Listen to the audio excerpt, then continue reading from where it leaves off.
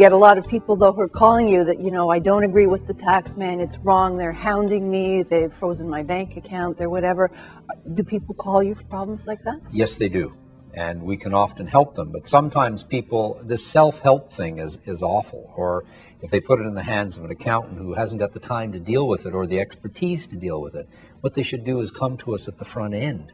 Because then what we can do is we can put a stick in the spokes of the agency by filing a notice of objection. Then we can work on whether or not their problem is soluble. Like he came at the tail end. There may be something that can be done to help him, but it's a lot less than we could have done. Well, tell us about this. So had he come and you'd filed the notice of objection, then how would that have helped him? What benefits would Les have immediately realized by having that notice we would have had an analysis of the figures for one.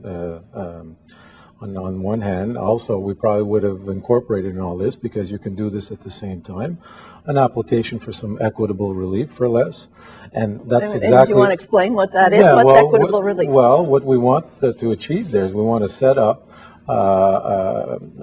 because we're treating it as a legal matter, we want to set up the facts in an application supported by affidavit materials right from the beginning, so that if we have to go to second review because we didn't get satisfactory results, and if we have to go all the way up to the federal court on judicial review, then it's set up from the beginning that way. Often we inherit situations where we have, for instance, the taxpayer just sent a letter in saying, I'm applying for some fairness because it was in the accountant's hands and I didn't know what I was doing. It's set up in a way that's haphazard. The facts are spotty. There's no supporting evidence from third parties. Or the accountant just simply sent a letter himself. Again, it's hearsay. My client said to me the following.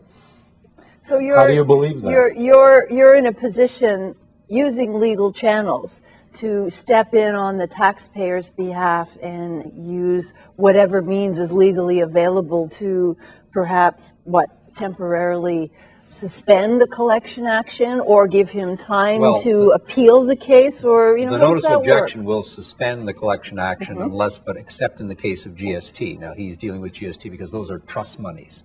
So that wouldn't suspend it, but it could slow it down a bit in the sense that we would be able to say to the collection people, well, look, he's got a valid defense. We're going to also help him organize the portion that we believe is payable to the government to pay that portion. So because that's what he said. He just said, I understand there's a mistake, I don't agree, but just let me pay it off. But to get back to the temporary relief, if we're able to demonstrate after we do a monthly budget of him, all right? Yeah. He goes through and he says what he spends and for car payments, for mortgage payments, and we're able to demonstrate that this is temporary, we may be able to suspend all the collection action. All right, that's discretionary, and again, that's subject to appeal also. So that gives him time to catch his breath. Otherwise, the argument we make is that you're purposely driving this man into the ground. Well, sounds like nobody bothered to make these arguments for him. Right? Yeah. There's another section in the Income Tax Act where they have complete discretion. They can even forgive not only interest and penalties, but they can even forgive taxes if they wanted to. It's extremely rare, and they're not open to that. But if the argument is made in a way that's organized and legal and referring to the Income Tax Act, if you bring it up to second review again, which is an appeal, and all the way up to judicial review, then the judge can say, why are you exercising your discretion in this way when the circumstances seem so clear that this man needs relief? He wants to pay his taxes.